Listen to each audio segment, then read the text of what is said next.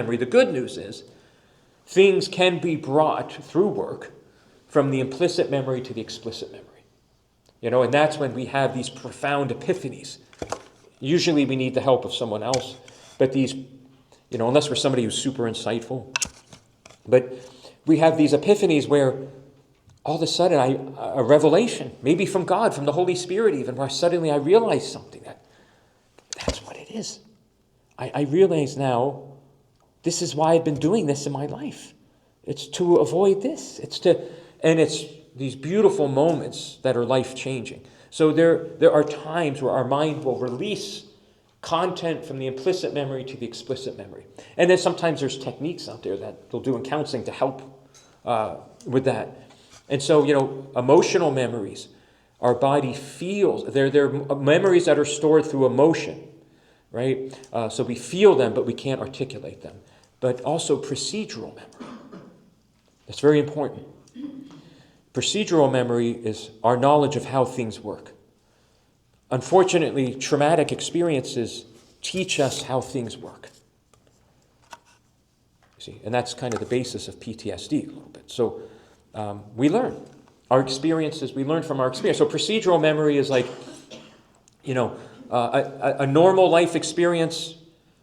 My procedural memory, for example, I went to the bank, a new bank, and I learned how to do a deposit.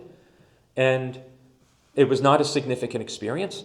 And I move on to finish my errands. So my mind retains memory and knows it's a past memory of how to do a deposit at the bank or how to ride a bike.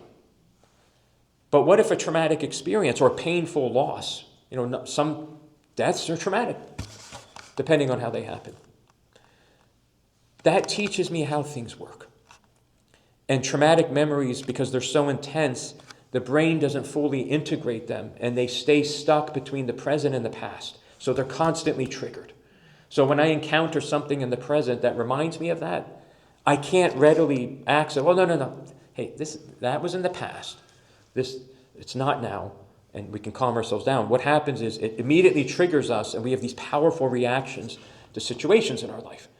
So, for example, maybe we had a traumatic loss that we didn't fully process.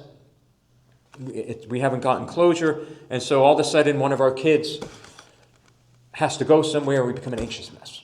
Oh, you can't do this. You can't go on this trip. What are you going to do? And because there's the fear of separation, right? And so procedural memory from a traumatic experience will teach us unhealthy lessons. Like, if I get close to someone, I'll lose them.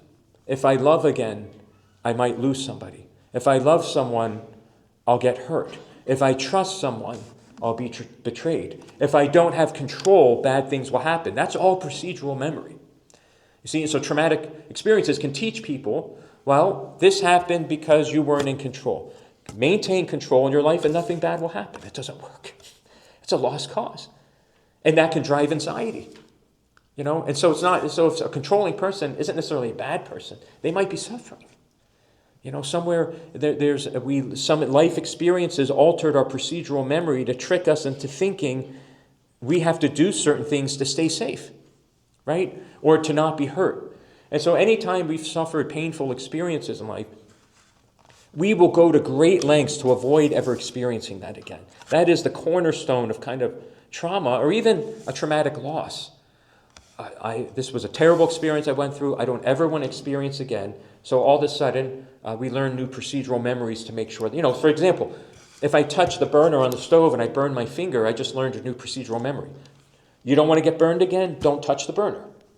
Unfortunately, our mind uses the same coping mechanism with trauma or loss. Somebody very dear to me had lost a son earlier in their life, and they let them go somewhere.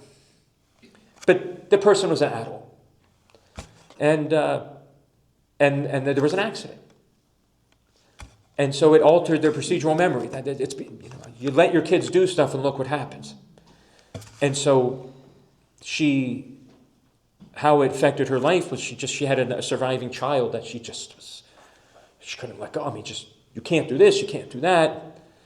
if they fly on their own, I'm going to re-experience this again. It rewrote her procedural memory. And so if any of this resonates with us, well, what's next? Well, knowing is half the battle. So just knowing it provides the pathway out, because we can unlearn procedural memories. That I can love again and not be hurt. Well, maybe I'll be hurt again, but it won't mean what I think it means. That, neuroplasticity. I don't want to get into jargon, but like